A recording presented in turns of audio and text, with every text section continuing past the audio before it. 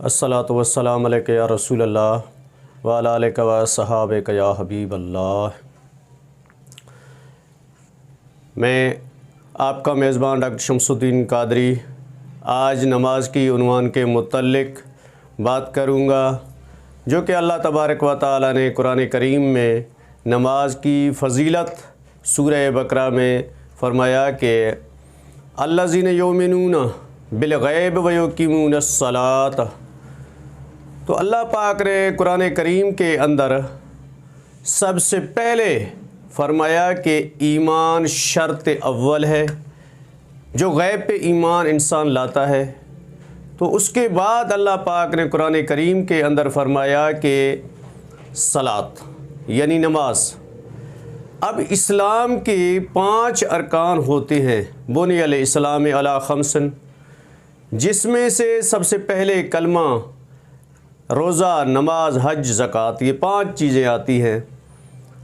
देखिए, कलमे के साथ इंसान मुसलमान बन जाता है, ईमान लाता है, गैब पे ईमान लाता है। उसके बाद नमाज फ़र्ज़ होती है, नमाज छोड़ने की कहीं पे भी गुंजाइश नहीं। अल्लाह पाक ने जितनी चीज़ें फ़र्ज़ की हैं उनमें गुंजाइश रखी है। तो रमज़ान शरीफ में कोई इंसान बीमार होता है, सफ़र में होता है, उसमें गुंजाइश पैदा हो जाती है। ज़कात में एक गुंजाइश है, जब पैसा हो तो ज़कात अदा की जाती है, अगर पैसा नहीं है तो उसके ऊपर नहीं है। हज वो भी पैसे के वाले को ऊपर है, अगर पैसा है तो उसके ऊपर हज फ़र्ज़ है, पैसा नहीं है तो उसके ऊपर फ़र्ज़ नहीं। तो इसी तरह नमाज वो वाहिद इबादत है जिसमें अल्लाह पाक ने फरमाया कि किसी सूरत में आपको नमाज छोड़ने की इजाज़त नहीं। अब जब इंसान बीमार हो जाता है तब अल्लाह फरमाता है आप नमाज पढ़ो। अगर आप क़याम नहीं कर सकते हो, खड़ा होकर नमाज नहीं पढ़ सकते हो, तो बैठ के पढ़ जाओ। अगर बैठ के नहीं पढ़ सकते हो तो लेट के पढ़ो। हाँ, अगर कोई ऐसा मौका आ जाता है जहाँ पे चारों तरफ से पानी नहीं है तो अल्लाह पाक ने फरमाया तयम्मुम करके फिर भी नमाज पढ़ो। नमाज छोड़ने की कोई गुंजाइश ही नहीं रखी।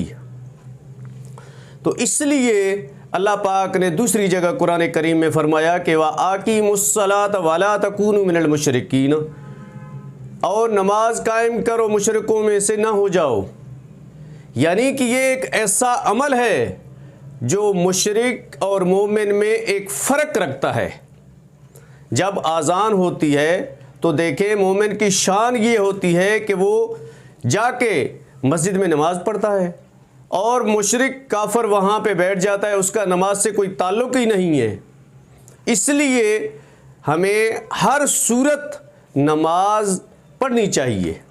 आजकल हम तो नमाज के लिए बहाना बनाते हैं, यार मेरे कपड़े साफ़ नहीं है, यार मैं जुमे से शुरू करूँगा, मैं इस महीने से शुरू करूँगा, मैं ईद से शुरू करूँगा। इतनी सारी बहाने आ जाते हैं, इतना पता नहीं चलता अक्ल में कि धोखा किसको दिया जा रहा है। हालांकि वो धोखा खुद को देता है, लेकिन उसको समझ नहीं आती कि मैं किसको धोखा दे रहा हूँ, किसको दिलासा दे रहा हूँ, किसको कह रहा हूँ कि मेरे कपड़े साफ़ नहीं है, मैं कल से शुरू करूँगा, मैं परसों से शुरू करूँगा, मैं जुमे से शुरू करूँगा। हालांकि आप इमाम आली मकाम का वाक़या देखें, जहाँ पे जंग हो रही है, जंग में भी इमाम हुसैन ने फरमाया नमाज का वक्त हो गया, आप नमाज पढ़ लें।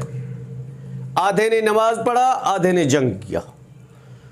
तो जहाँ पे जन्नत के जवानों के सरदार, और वो भी हालत जंग में, अपनी नमाज को तर्क नहीं कर रहे हैं, हमें फिर किस शरीयत ने इजाज़त दी कि हम बहाना बनाएं, मैं कल पढ़ूंगा, मैं परसों पढ़ूंगा, मेरे कपड़े साफ नहीं है। अल्लाह को क्या मुंह दिखाओगे? क्या तू कलमा तो पढ़ते हो लेकिन कहते हो मैं नमाज नहीं पढ़ता हूं?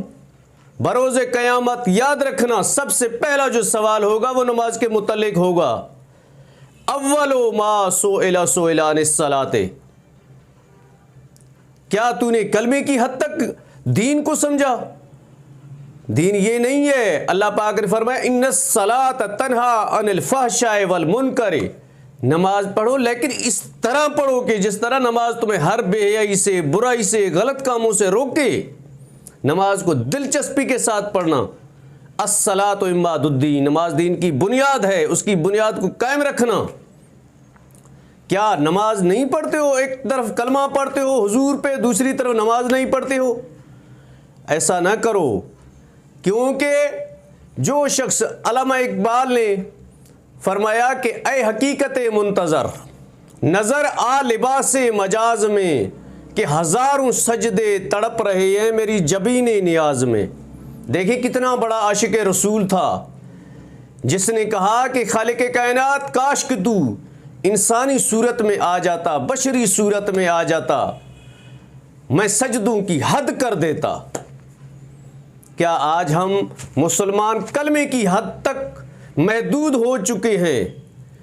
ओ भाई, ये चंद साले हैं, चंद साले ज़िंदगी के हैं। अल्लाह पाक ने जवानी दी है, सेहत दी है, अल्लाह का शुक्र अदा करो। आप जाके हॉस्पिटलों में देखो कितने लोग बीमार पड़े हुए हैं, उनसे पूछो क्या ज़रूरत है। वो ये नहीं कहेंगे मुझे बड़ी गाड़ी चाहिए, मुझे बड़ी बंगला चाहिए, वो कहेंगे मेरे लिए दुआ करो कि मैं ठीक हो जाऊं, मैं सेहतमंद हो जाऊं। जब आपके पास सेहत है, बड़ी नेमत है अल्लाह का, तो उसका शुक्र अदा करो, अल्लाह की बंदगी करो, अल्लाह का बंदा बन के दिखाओ। अल्लाह पाक ने कुरान करीम में कितनी जगह 700 से ऊपर 750 मरतबा अल्लाह पाक ने कुरान करीम के अंदर फरमाया कि नमाज पढ़ो, नमाज कायम करो, नमाज कायम करो। अगर एक मरतबा अल्लाह पाक कुरान करीम के अंदर हुक्म फरमाता तो उसमें भी कोई शक की गुंजाइश ही नहीं है। ज़ालिकल किताबु ला रैब फ़ीह, ये वो किताब है जिसमें शक की कोई गुंजाइश ही नहीं। लेकिन ये अल्लाह की मोहब्बत थी हमसे, जो इतनी बार हमें हुक्म सादर फरमाया कि ऐसा ना करो, नमाज ना छोड़ो, नमाज कायम करो, नमाज कायम करो। नमाज अस्सलातु मिराजुल मोमिनीन, नमाज तो मोमिन की मिराज होती है, अल्लाह से गुफ्तगू होती है, अल्लाह से हम कलाम होता है। तो इसलिए हमें और आपको चाहिए कि हम नमाज को कायम करें, नमाज पंजगाना खुद भी पढ़ें और अपनी बच्चों को भी तरगीब दें और उनको भी पढ़ाएं, अपने अहल व अयाल को भी पढ़ाएं, ताकि अल्लाह तबारक व तआला हमारी दुनिया और आखिरत को संवारे। व आखिरु दावाना अनिल हम्दुलिल्लाहि रब्बिल आलमीन।